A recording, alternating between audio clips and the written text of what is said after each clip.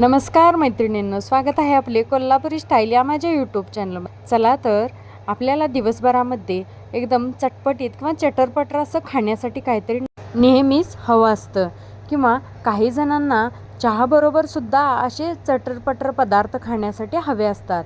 म्हणजे भडंग असेल किंवा चिवडा असेल, जर हे चहासोबत सुद्धा खायला असेल तर चहा पिण्यामध्ये सुद्धा अजूनच मजा येते। म्हणूनच आपण आज एकदम कोल्हापुरी स्टाईल मोजक्या साहित्यामध्ये होणारा भडंग कशा पद्धतीने बनवायचा आहे ते बघणार आहोत। भडंग करण्यासाठी मी या ठिकाणी घेतलेले आहेत चिरमुरे। चिरमुरे घेताना नेहमी चाळून घ्यायचे आहेत। नंतर एका गॅसवरती पातेलं ठेवायचं आहे। पातेल्यामध्ये तेल घालून त्यामध्ये शेंगदाणे घालायचे आहेत।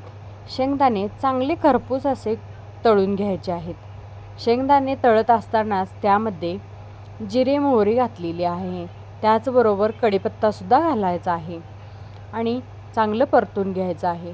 त्यानंतर आपण ठेचून घेतलेला जो लसूण आहे तो लसूण घालायचा आहे। लसूण घातल्यानंतर लसूणाचा रंग बदलेपर्यंत आणि लसूणसुद्धा कुरकुरीत होईपर्यंत हे परतून घ्यायचं आहे।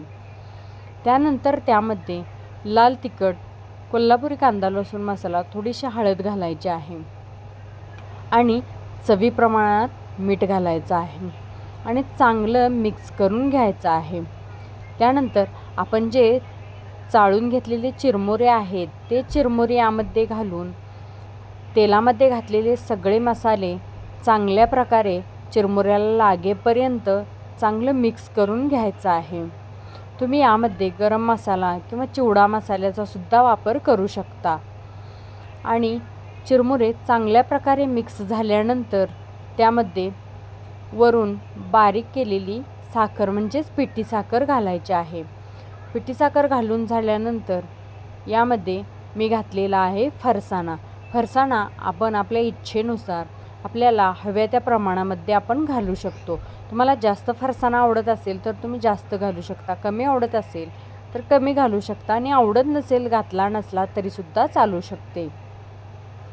अशा प्रकारे एकदम कुरकुरीत खमंग असा आपला कोल्हापुरी स्टाईल बनवलेला भडंग तयार झालेला आहे। यामध्ये तुम्हाला फुटाणा डाळ किंवा वाळलेल्या खोबऱ्याचे काप जर हवे असतील तर तळून ते सुद्धा तुम्ही यामध्ये घालू शकता। अशा पद्धतीनं आपला हा कुरकुरीत भडंग कांदा त्याचबरोबर चहासोबत चवीला एकदम भन्नाट लागतो। तुम्ही नक्की करून बघा। एकदम साध्या सोप्या आणि मोजक्या साहित्यामध्ये बनणारा हा भडंग तुम्ही नक्की करून बघा। रेसिपी आवडल्यास लाईक करा, शेअर करा आणि चॅनलला सबस्क्राईब करा।